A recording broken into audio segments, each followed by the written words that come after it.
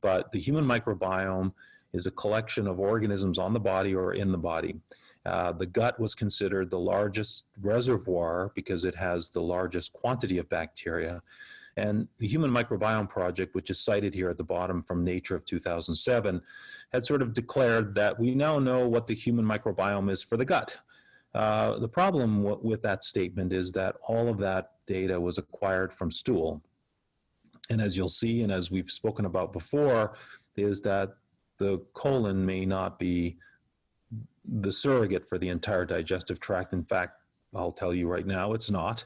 The other thing to think about is this: if you think about, there's 250 grams of stool in the human body at any one time in most individuals. It's a 3-foot long organ. The small bowel has a surface area of a tennis court. So imagining smearing a thin layer of peanut butter across a tennis court and how many microbes that actually is. The surface area is far larger. The length of the small intestine is far longer. And so the question then becomes, is the small bowel the largest collection or the most important collection, because that's an absorbing surface where the colon is a repelling surface? So maybe the small bowel is more important. And I'll say right now, we think it is, based on data we're continuing to accumulate and you'll hear about in the coming years.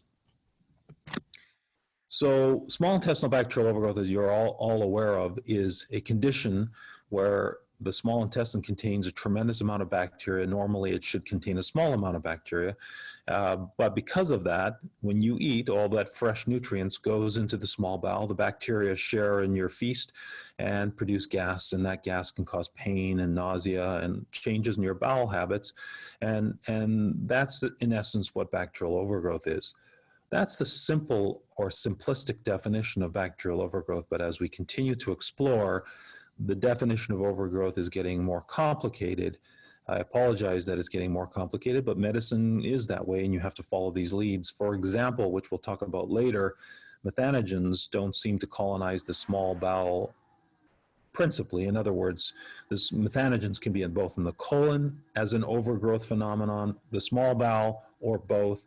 And so we had to change the name of the methane form of what we used to call SIBO to IMO, and I will explain that later. But it's just one example of the changes of complexity that we're starting to see as we continue to unpack the onion here.